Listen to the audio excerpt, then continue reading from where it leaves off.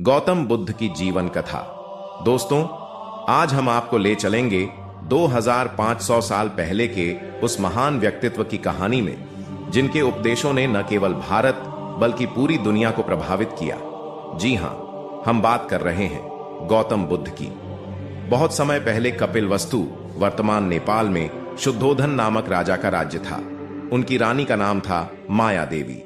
एक दिन रानी ने लुंबिनी वन में एक सुंदर पुत्र को जन्म दिया।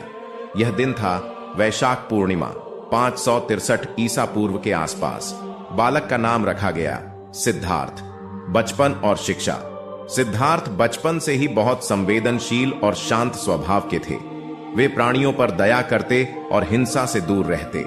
उनकी शिक्षा में युद्ध कला, वेद, उपनिषद, शास्त्रों का अध्ययन शामिल था, लेकिन उन्हें राजमहल की वैभवशाली जिंदगी आकर्षित नहीं करती थी।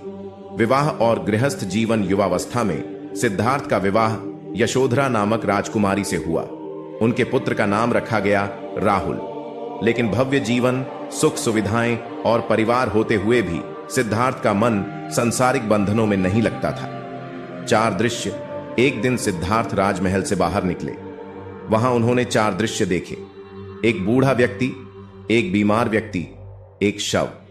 4 एक सन्यासी। इन दृश्यों ने उनके मन को गहराई से झकझोर दिया।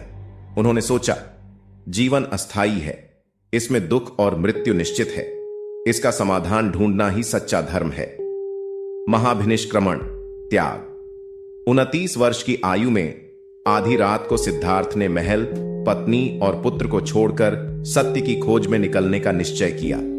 इसी घटना को कहा जाता है महाभिनिष्क्रमण। साधना और ज्ञान। सिद्धार्थ ने कई वर्षों तक कठोर तपस्या की, लेकिन उन्हें समाधान नहीं मिला। अंत में वे बोध गया बिहार पहुंचे और एक पीपल के वृक्ष के नीचे ध्यान में बैठ गए।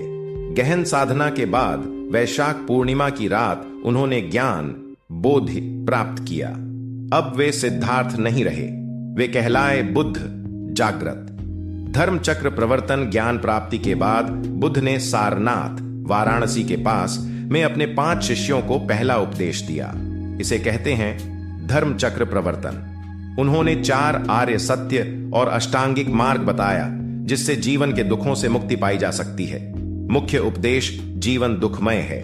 दुख का कारण तृष्णा, इच्छा है। तृष्णा के नाश से दुख का नाश होता है। अष्टांगिक मार्ग, सम्यक दृष्टि, सम्यक संकल्प, सम्यक वाक्य आदि से मुक्ति मिलती है। महापरिनिर्वाण। लगभग 45 वर्ष तक बुद्ध ने भारत में जगह जगह जाकर धर्म का प्रचार